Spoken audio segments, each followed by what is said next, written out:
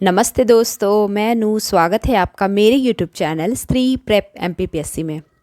यहाँ पे आज जो मैं वीडियो शूट कर रही हूँ ये मेरे मॉर्निंग का है, मतलब नाश्ता करने के बाद करीब 10 बजे की ये वीडियो शूट की हुई है, जिसमें मेरी बेटी आपको दिखाई देगी कुछ देर बाद ऐसे खेलती हुई। और इस समय आप देख सकते हैं बाहर से इतनी लाइट आ रही है कि मैं लाइट नहीं जलाई हूँ। और आप लोग अभी जो है, मैं काफ़ी दिन से ये वीडियो नहीं लाई थी, तो अभी आप देख सकते हैं कि मैं पढ़ने ही बैठी 2-5 मिनट मुझे लगता है मैं पढ़ाई नहीं की थी। मेरी बेटी मुझे बोलती मम्मा मुझे ये दे दो, मम्मा मुझे ऐसे कर दो, कभी बोलेगी पानी दे दो, कभी कहेगी पॉटी लग गई है। तो इस तरह का चलते रहता है। तो इस वजह से मैं इस टाइम कभी वीडियो शूट नहीं करती हूँ, क्योंकि इससे क्या होता है ना, मुझे भी डिस्टर्बेंस होता है। और मैं सोचती हूँ कि अगर मैं ऐसी वीडियो आप लोगों के लिए लेकर के आती हूँ तो आप भी मतलब उतना नहीं सिंसियरली ये कनेक्ट कर पाएंगे। आपको भी लगेगा कि ये क्या ही मतलब स्टडी है, ठीक है।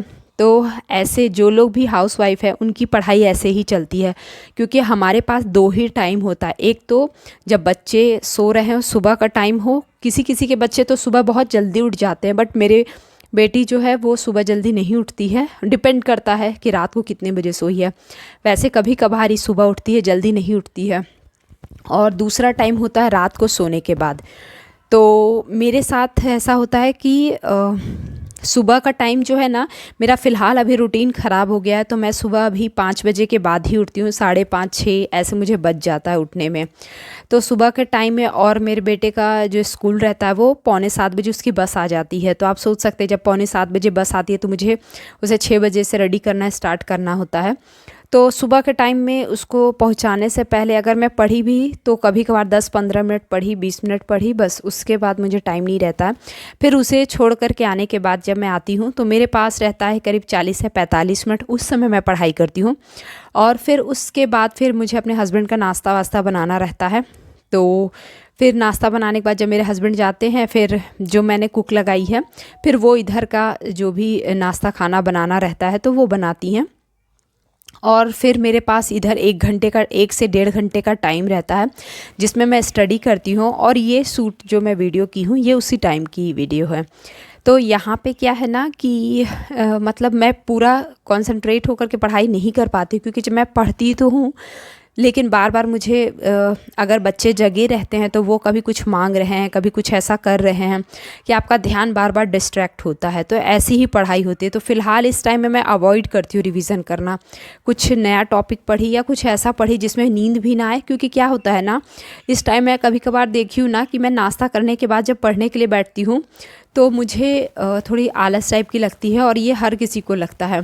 यहाँ पे मैंने लाइट को ऑन कर दिया है क्योंकि मैंने देखा कि वीडियो जो है बहुत जो है वो अंधेरे में आ रही थी। फिर मैंने लाइट ऑन कर दिया, पर्दा लगा दिया, क्योंकि वीडियो की क्वालिटी भी अच्छी नहीं आ रही थी।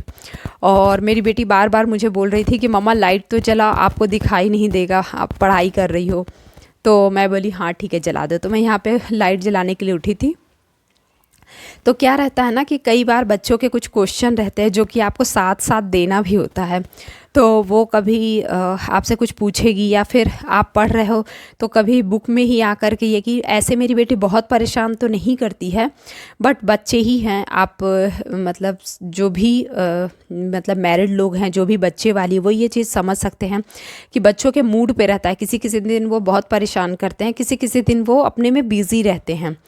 जैसे अभी आप आगे वीडियो में देखिएगा। अभी क्या है ना, आज मैं ये वीडियो बहुत दिन बाद लाई। एक्चुअली क्या है ना कि मुझे ये वीडियो पहले शूट करने के लिए टाइम नहीं मिल रहा था, क्योंकि मैं जब पढ़ रही थी तो मेरी बेटी जगी रहती थी। फिर मैंने शूट किया, उसके बाद मुझे रिकॉर्डिंग करने के लिए यानी मेरे यहाँ पे आप देख सकते हैं मेरी बेटी लगी हुई है यहाँ खेलने के लिए। तो फिर मैं सोची कि अब आप भी देख ही लीजिए मेरी बेटी को कि वो मुझे कैसे पढ़ने देती है, क्या करती है। ये देखिए, जैसी वो आई है वैसे ही अपना हाथ जो है वो यहाँ पे एक सामान के नीचे दबा लेती है, और फिर मुझे कहती है कि मम्मा हाथ दब गया है।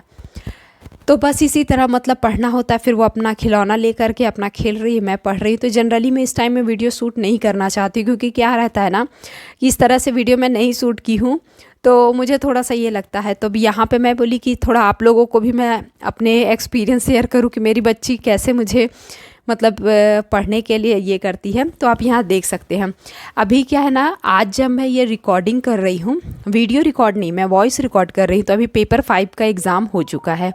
तो आज पेपर 5 हो गया है और उसके बाद मैं ये वॉइस ओवर कर रही हूँ। तो मुझे अभी तक के सबसे पेपर ना टफ़ मुझे पेपर 1 लगा। पेपर 1 पता नहीं शायद फर्स्ट पेपर था इसलिए, या फिर मैंने अभी हिस्ट्री ज्योग्राफी को मतलब पढ़ा नहीं है, तो कह सकते हैं कि मुझे थोड़ा ज़्यादा टफ़ लगा। और थोड़ा सा इकोनॉमिक्स भी मुझे टफ़ लगा, और उसका रीज़न मुझे इकोनॉमिक्स में थोड़ा सा ये लगा कि वो योजनाएं और डेटा से रिलेटेड थोड़े से एनालिटिकल क्वेश्चन थे, तो फिर मतलब योजनाओं से रिलेटेड ज़्यादा क्वेश्चन थे। तो मुझे ऐसा लगा कि मैंने इकोनॉमिक्स अभी नहीं पढ़े हैं, इसलिए वजह से मुझे इकोनॉमिक वाला पार्ट और जो पेपर 1 है वो थोड़ा टफ़ लगा। और बाकी आप लोग भी अपना राय दे सकते हैं। अब समझ में हमें आ रहा है ना कि हमें 2027 के लिए कैसे पढ़ना है, क्योंकि सिलेबस चेंज होने के बाद ये सेकंड पेपर है जब हम देख रहे हैं कि किस तरह के क्वेश्चन पूछे जा सकते हैं। और नेक्स्ट मंथ में ही 2026 वालों का पेपर होने वाला है, वहाँ भी हमें एक और मतलब PYQ देखने को मिलेगा कि MPPSC में हम जो तैयारी कर रहे हैं किस तरह से कर रहे हैं। तो मैं यहाँ पे यही आपको बोलना चाहूँगी कि आप यहाँ पे देख सकते हैं बच्चों को कैसे पढ़ के खेल रही है, ये कर रही है। मेरा ध्यान भी बीच बीच में उसकी तरफ जा रहा है।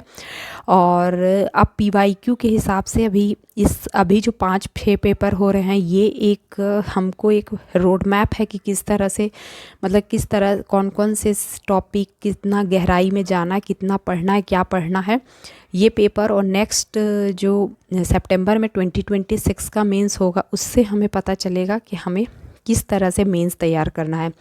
तो अभी मैं मेंस और प्रीलिम्स दोनों पढ़ना स्टार्ट कर दी हूँ, क्योंकि हम लोग को अरुण सर जो हैं वो लेक्चर दोनों के प्रोवाइड कर रहे हैं। तो मैं यहाँ मेंस और प्रीलिम्स दोनों पढ़ रही हूँ साथ में ही, क्योंकि मुझे भी ऐसा लगता है कि पहले प्रीलिम्स क्वालिफाई होना चाहिए, और साथ में जब तक आपका मेंस अच्छा नहीं रहेगा तब तक आप प्रीलिम्स क्वालिफाई नहीं कर सकते। Thank you.